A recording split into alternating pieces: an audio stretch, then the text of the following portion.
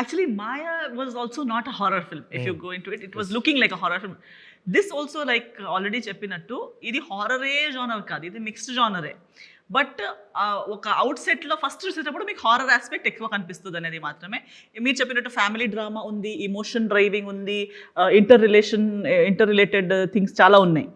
అందులో ఓవరాల్గా అవుట్ సెట్లో హారర్ అనిపిస్తుంది, బట్ ఇన్నర్ కరెంట్స్లో వేరే వేరే థింగ్స్ ఉన్నాయి. There is thrill, there is suspense, there is drama, there is a strong reason. ఇవన్నీ జరగడానికి కూడా ఒక మంచి స్ట్రాంగ్ రీజన్ ఉంది.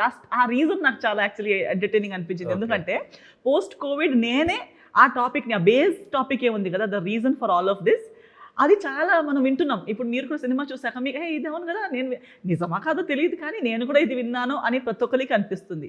అది స్కామా రియల్లో ఉందా అనేది నాకు కూడా తెలియదు. ఐ థింక్ చాలా మందికి ఆ కన్ఫ్యూజనే ఉంటుంది. బట్ గాసిప్స్లో కానీ పేపర్లో కానీ అప్పుడప్పుడు మనం ఈ టాపిక్ని వింటుంటాం. సో అలాంటి ఒక టాపిక్ రన్నింగ్లో ఉంటుంది ఈ సినిమాలో. అది నాకు ఆయన చెప్పేటప్పుడు the driving force for all of this, అసలు అమరావతిలో యాక్చువల్గా ఏముంది, ఇది మన హైదరాబాద్ అమరావతి కాదు, ಅಥವಾ మహారాష్ట్ర అమరావతి కాదు, బట్ అమరావతి, ఈ మూవీలో ఉన్న అమరావతిలో అందరూ వచ్చి ఒక కథ దాని చుట్టూ తిరగడానికి ఏదో ఒకటి ఉంది. అదేమి అనేది ఉంది కదా, that is a very good point. So దానివల్ల I got attracted saying, oh this is a good point, ఇది నేను కూడా విన్నాను. సో డెఫినెట్లీ నాకే అనిపించింది, అంటే జనాలకు కూడా ఇదా అని అనిపిస్తుంది అనే ఒక కాన్ఫిడెన్స్ వచ్చింది. సూపర్.